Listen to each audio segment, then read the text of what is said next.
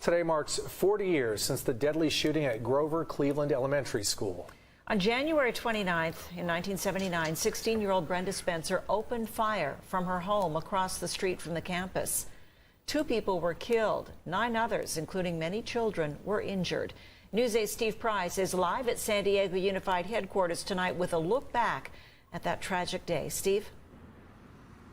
And Barbara and Carlo here at San Diego Unified's headquarters today. The flags were at half-staff, but every day here there is this reminder to that horrific event to make sure that the heroes are never forgotten.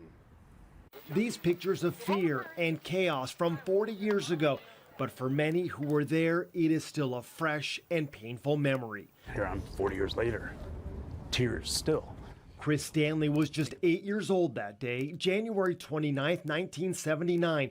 Brenda Spencer, from her home across the street, fired 30 shots at students heading to class at Cleveland Elementary School in San Carlos. This was the weapon, a rifle her dad gave her a month earlier as a Christmas present. 10-year-old Crystal Hardy told us that day a teacher heard the shots and yelled at students to run. Duck, you guys run! Then I got shot and then I went in the nurse's office and I was bleeding a lot. I just laying there. Crystal was one of 11 people shot that day, including 8 students and a police officer. They all survived, but the school's principal, Burton Ragg, and custodian Michael Suchar, who tried to protect students, died from their injuries.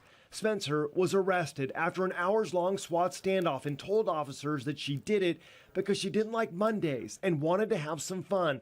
But before the shooting, she had a history of emotional problems and suffered from depression.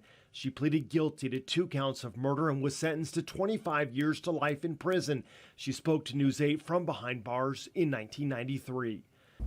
Every day I live with, the knowledge that I took the lives of 2 men. Cleveland Elementary eventually closed, and the students there that day, for many, including Chris Stanley, what happened impacted decisions that changed their lives forever. You don't relive the bad, you try to take those lemons, make some lemonade out of it, I guess. Chris is now a middle school teacher who takes the time to make sure that all of his students know they're special. And Spencer will be eligible for parole later this year. She has already been denied parole on 4 previous attempts.